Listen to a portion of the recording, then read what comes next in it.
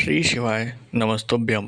स्वागत है आपका शिव पुराण श्री शतरुद्र संहिता 32वें अध्याय में। सुरेश्वर अवतार। नंदीश्वर बोले, हे संत कुमार जी, व्याघ्रपाद के पुत्र उपमन्यु पूर्व जन्म में प्राप्त सिद्धि के कारण मुनि कुमार के रूप में जन्मे थे। बचपन में ही वे अपनी माता के साथ अपने मामा के घर में रहा करते थे। वे बहुत गरीब थे। एक दिन उन्हें पीने के लिए बहुत कम दूध मिला। बालक दूध पीने का हठ करने लगा। माँ के समझाने पर जब बालक न माना तो उसकी माता ने खेतों से बीनकर लाए गए दानों को पीसकर उससे कृत्रिम दूध तैयार किया और उसे अपने पुत्र को दिया। बालक ने जब उसे पिया तो वह जान गया कि वह दूध नहीं बल्कि कुछ और है। अपने पुत्र को इस प्रकार रोता बिलखता देखकर उसकी माता ने उसे गोद में बैठाया और उसके आंसुओं को पोंछती हुई बोली, बेटा, हम वनों में रहने वाले लोगों के पास भला दूध कहाँ से आएगा?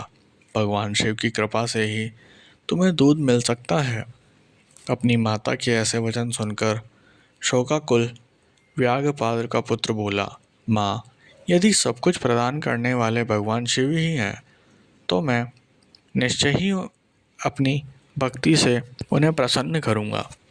यह कहकर वह बालक अपनी माता को प्रणाम कर वहाँ से चला गया। वह हिमालय पर्वत पर पहुँचा। वहाँ उसने एक छोटा सा मंदिर बनाया और भगवान शिव व माता पार्वती की मूर्ति स्थापित की। तत्पश्चात जंगल के अनेकों फल फूलों व वनस्पतियों से वह नित्य शिव पार्वती की आराधना करता तथा पंचाक्षर मंत्र ओम नमः शिवाय का जाप करता। इस प्रकार उस बालक ने काफ़ी समय तक भगवान शिव की कठोर तपस्या की।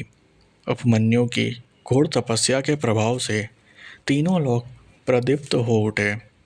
तब भगवान शिव इंद्र का और देवी पार्वती इंद्राणी का रूप धारण करके नंदी के स्थान पर ऐरावत हाथी पर बैठकर उपमन्यु के पास आए। वे उपमन्यु से बोले, हे बालक, हम तुम पर प्रसन्न हैं। मांगो, क्या मांगना चाहते हो? हम तुम्हें सभी अभिष्ट फल प्रदान करेंगे।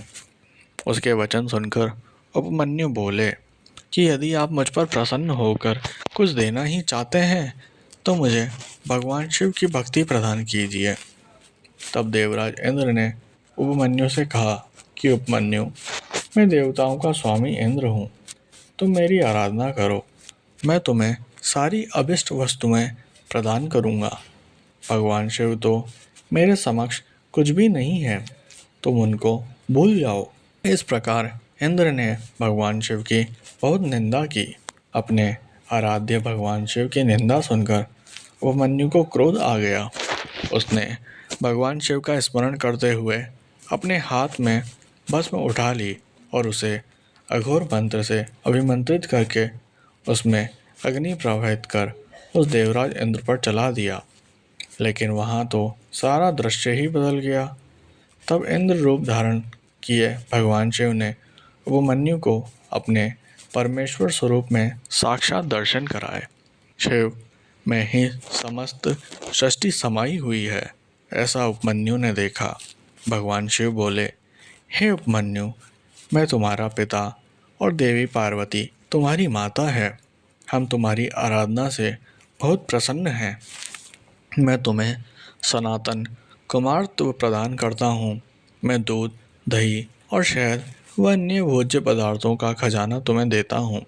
तुम अमरता को प्राप्त होंगे और तुम्हें मेरे गणों का आधिपत्य मिलेगा। इस प्रकार शिवजी ने उपमन्यु को अनेक दिव्य वर प्रदान किए। तत्पश्चात भगवान शिव पार्वती वहाँ से अंतर्ध्यान हो गए।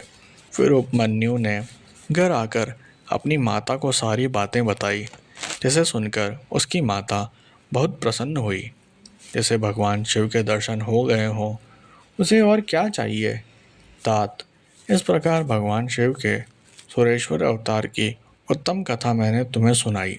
ये कथा सुख देने वाली तथा पापों को दूर कर मनोवांछित फल देने वाली है। इसे सुनने अथवा पढ़ने से सुखों की प्राप्ति होती है और अंत में अर्थात मृत्यु के उपरांत शिवलोक में निवास होता है।